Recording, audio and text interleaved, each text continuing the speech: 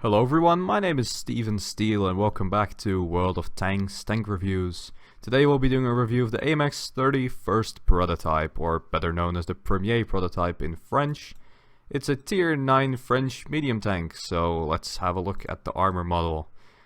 It's the first of, no not the first, it's second actually, that was introduced on the tier 9 French mediums. There's the Lorraine 40T, but I'm not going to be covering that because I don't really want to play that line right now.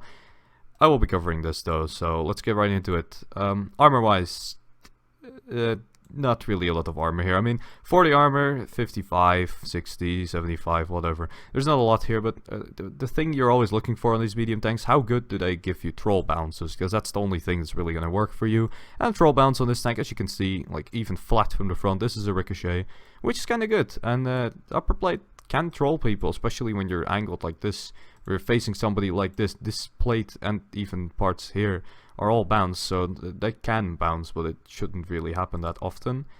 One more thing to note is that you have a weak spot here. Well, not really a weak spot, as the whole front is a weak spot, but this is like flat, as you can see from the side. It's, well, not entirely flat, but it's pretty flat, so this tends to get penetrated when it gets hit all the time. But again, you can get your silly bouncer on the side of it. There you go, ricochet. So, I mean, there are some ricochet zones on this tank, and there are some stupid armor zones like 385 and 275, 340, whatever. The gun mantlet especially is quite silly and quite troll. I mean, technically there's no armor behind this middle part, so it's 120, but then when you go right here you get 300 and then 240 and then some other silly values. One thing to note is that Leopard 1 or Leopard prototype have the shots that bounce from the upper plate into the turret and then pen, because the turret has terrible armor. And for this tank, it will bounce off, it will go into the like 230 armor and will not pen anymore, because there's no 230 penetration left after it bounces from the upper plate, so that's pretty good. Other than that though, 30 roof armor, and behind that there's 20 armor, and there is this huge bucket of a cupola. It is really big, really easy to hit, especially when you're close range brawling. This will get penned all the time, obviously. It's 30 armor, so it gets overmatched by all the tier 10 guns. But yeah, enough said about this tank's armor. Gun depression and elevation wise, 20 elevation, very nice, pretty standard though, but pretty nice. 8 depression, pretty good, and as you can see, it actually has the depression to the back as well. Just need to make sure you're not diagonally to the back, but then again, there's no real reason to angle like that. But yeah, the gun depression is pretty decent overall, so let's get into our replay. So here we are in the game, playing on El Aloof, tier 10 game. One thing to note on this tank is that it doesn't care what matchmaking it's in. It's a pretty damn good tier 9 medium for reasons I will state later, but it's really good at tier 10 as well. So first of all, as you can see, the mobility of the tank is rather good. It gets power to weight ratio of just over 20, which is excellent. It gets decent terrain resistances, not very good, but decent enough. A great turret traverse and pretty bad hull traverse, I guess. I mean, compared to other mediums like the really mobile ones like T-54, this tank turns like a boat, but it still is alright. And you do go 65 forward at top speed, which is nice. Backward top speed 20-30, which is also nice. Now when we look at the gun, it gets a very nice French 105mm gun, 260 penetration, APCR standard ammo, as you can see. We get heat ammo of 320 penetration, which is also pretty good if you really want to shoot those. Accuracy 0.33, pretty damn nice. Aiming time 2.3 seconds, which is also pretty nice. And rate of fire, and this is the funny part, 6.06. So you might think, why is that funny? I mean, the Centurion Mark 7-1, let's put it at that, let's give that example. That tank has just about same gun stats, feels like the same tank gun-wise. But the Centurion 7-1 has a 5 rate of fire. This thing has 1 more shell per minute in total, which decreases the reload by like 2 entire seconds, which is ridiculous. And there we spot FV215P. As you can see, tier 10 heavy tank, absolutely no problem penning it like cheese. Even though the FV is known for having a completely no proper armor. But yeah, this tank therefore has a very competitive gun for tier 9, probably the best tier 9 medium tank gun, and Like, a lot of the soft stats are going for it as well. Stuff like shell speed is really nice on this, and the aiming stats, the soft stats are alright on the move. They're better than Leopard 1, which is a tier 10, but to be fair, the third to first soft stat is incredibly bad. It's like 0.20 is really poor.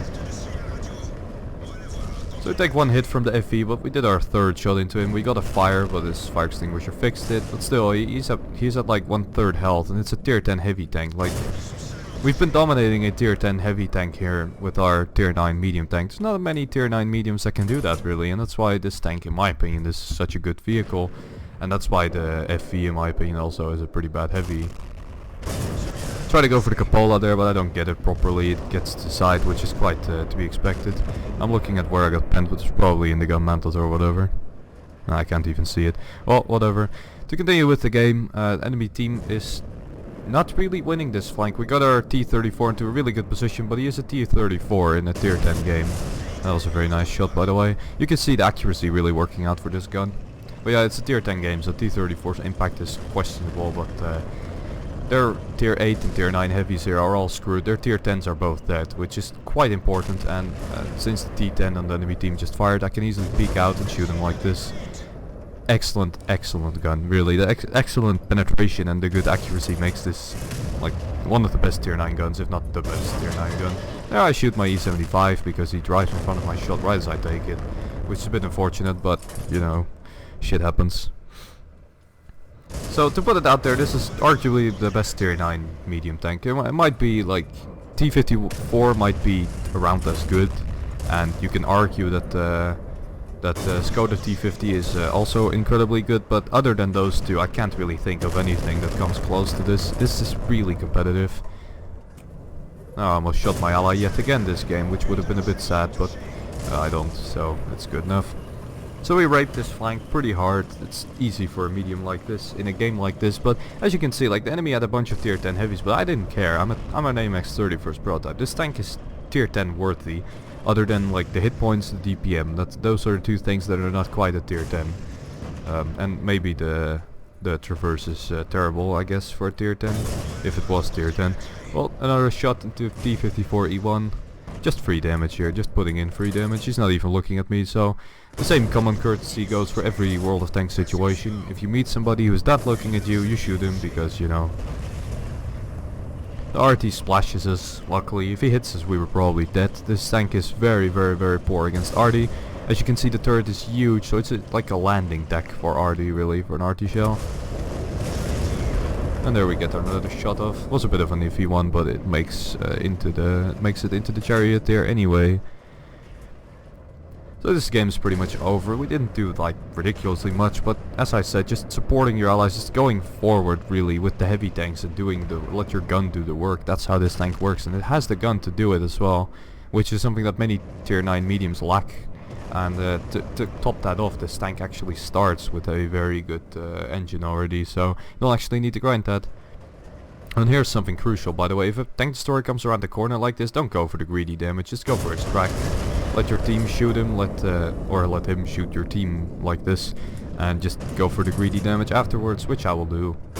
Object 704 doesn't really have any armor against shots like these.